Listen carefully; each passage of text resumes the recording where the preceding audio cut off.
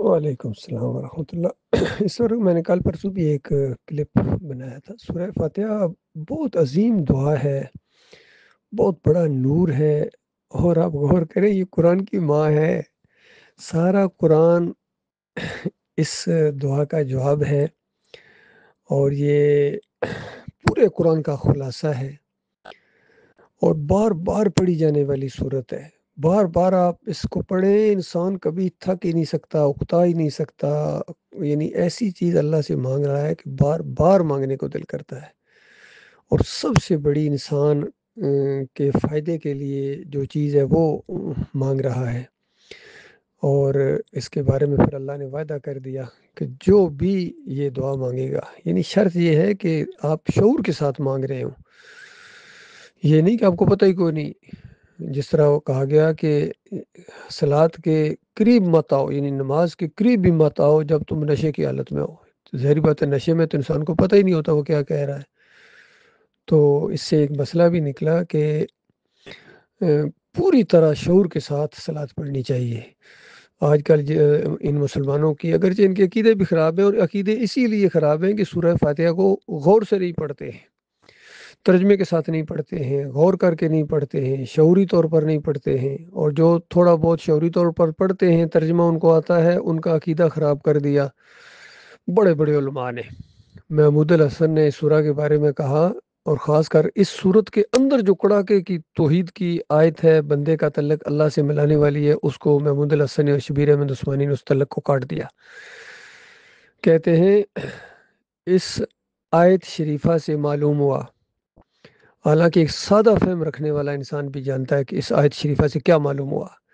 کہ بندہ اپنے رب کو کہہ رہا ہے یا اللہ میں تیری عبادت کرتا ہوں، تجھ سے مدد مانگتا ہوں، کوئی واسطہ وسیلہ نہیں ہے۔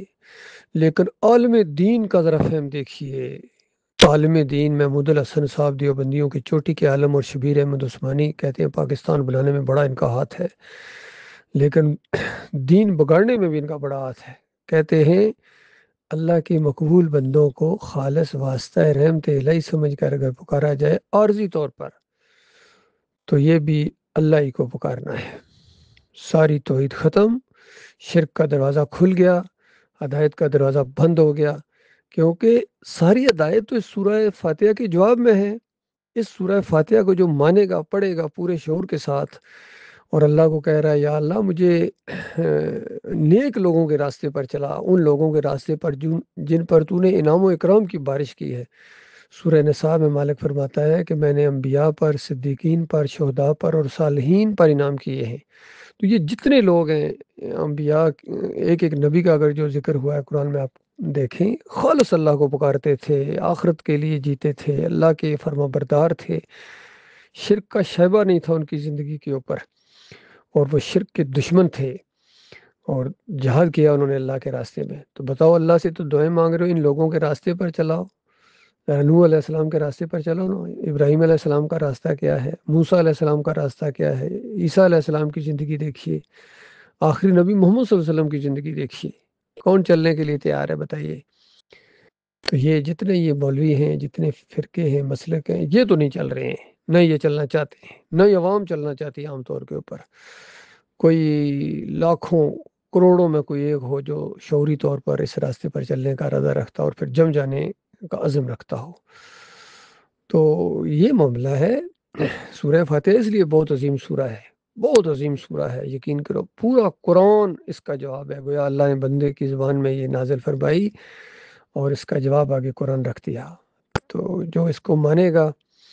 وہ بڑا ہی خوش قسمت انسان ہے، اس کو دنیا اور آخرت کی بھلائیاں مل گئیں، اس کو دنیا اور آخرت کی کامیابی مل گئی، اس کو اپنا مالک مل گیا، اپنا رب مل گیا۔ تو یہ معاملہ ہے، اس وجہ سے اس کی بہت اہمیت ہے۔ اللہ تعالیٰ شعوری طور پر اس کو پڑھنے اور اس کے اوپر عمل کرنے کی توفیق عطا فرمائے۔ ہم نیک لوگوں کے راستے پر چلیں، ان مولویوں کا راستہ، پیروں کا راستہ، سیاسی لیڈروں کا راستہ، جو بھی ان کا طریقہ کار ہے، ان ہمارے آج کے قائدین کا جتنے بڑے بڑے ہیں، ان کا راستہ انبیاء کا راستہ نہیں ہے۔ یہ الٹے راستے پر چل پڑے، چاہے ہزار دعوے کریں، مدینہ ریاست بنا دیں گے، اور دوسرے کہتے ہیں طیبہ ریاست میں بنا دوں گا، اور مزاروں کے سامنے جا کے سجدے کرتے ہیں، مورتیوں کے سامنے جھکتے ہیں، دیوالی کے جشن مناتے ہیں، سارے ایک ہی جیسے ہیں، چاہے مورتی کا پجاری ہو، چاہے قبر کا پجاری ہو، بازار اور گنبد کا پجاری ہو،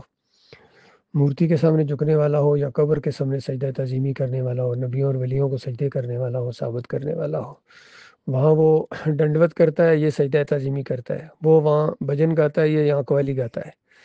وہ وہاں پرشاد بانٹتا ہے اور یہ مسلمان ہے، پرشاد نہیں کہتا ہے، کہتا ہے نیاز بانٹی ہے بابا کی، وہ وہاں پھیرے لگاتا ہے اور یہ کہتا ہے میں طواف کیا ہے بابا کا۔ کوئی ایک چیز بتاؤ جو مختلف ہو اللہ کے بندو، اس وجہ سے اللہ کی مار پڑ رہی ہے ان کے اوپر، جب تک یہ ایمان کو نہیں سمجھیں گے یہ کبھی قرآن کو نہیں سمجھ سکتے ہیں، توحید کو نہیں سمجھ سکتے ہیں، نبی علیہ السلام کی زندگی کو بھی نہیں سمجھ سکتے ہیں، نہ صحابہ کرام کی زندگیوں کو سمجھ سکتے ہیں۔ اور بر صغیر خاص کر اس کی عظیم اکثریت جو ہے یہ بت پرستی کے اندر آج بھی مبتلا ہے۔ وہ توحید کی دعوت ان کے اندر آئی نہیں تھی، وہ محمد بن قاسم کے ذریعے جو ایمان آیا تھا بڑی تھوڑی دیر کے لیے، اس کو بہت جلدی واپس بلا دیا گیا۔ باقی صوفی آئے ہیں اور انہوں نے وہ ادھم مچایا ہے پوری دنیا کے اندر، عبد القادر جیلانی ہوں، محی الدین چشتی ہو، علی جوہری ہو، کشف المحجوب والے، یا انفاس العارفین والے ہوں، حجت اللہ البالغہ والے ہوں، اور یا غنیت الطالبین والے ہوں، فیضان سنت والے ہوں، یا فضائل اعمال والے ہوں، سب کے عقیدے کے اندر یہ بربادی ہے، شرک ہے، کفر ہے۔ کسی میں آدھا کسی میں چھلک رہا ہے، اور کوئی سب سے کم اگر شرک کہتے ہیں اہل حدیث اور سلفیوں کے اندر ہے، کہتے ہیں نبی علیہ السلام یہاں سے نہیں سنتے، قبر کے اوپر جا کے پکارو تو سنتے ہیں، پھر کہتے ہیں ہمارے اعمال ان کے ہاں پیش ہوتے ہیں۔ کون سا شرک ہے جو ان کے اندر نہیں ہے؟ تعویذ گنڈا یہ کرتے ہیں، اور پھر ایک چیز ایسی ہے جس پر سب نے اطاعت کر لیا، ایکا کر لیا، اجماع کر لیا گویا، اور وہ ہے دین کے اوپر اجرت لینا، اس غلے کے اوپر پیٹ سب کا دین کے ساتھ لگا ہوا ہے، بریلوی ہوں، دیوبندی ہوں، اہل حدیث ہوں، سلفی ہوں، حنبلی ہوں، سعودی ہوں، یہاں کے اذان دینے کی تنخواہ لیتے ہیں، امامت کرانے کی تنخواہ لیتے ہیں۔ تو یہ اللہ کے لیے اللہ کے پاس ان کے پاس سوائے آگ کے کچھ بھی نہیں ہے، یاد رکھنا۔ جو دین کو دنیا کے لیے کمائے، نبی علیہ السلام کی حدیث کا مفہوم یہ ہے کہ قیامت کے دن اس کے چہرے پر ہڈی ہوگی، گوشت نہیں ہوگا، اس طرح ذلیل و خوار ہوں گے یہ، اور مالک ان کو گناہوں سے کبھی پاک نہ کرے گا، ہمیشہ جلتے رہیں گے، کبھی مالک ان کی طرف رحمت سے متوجہ نہیں ہوگا۔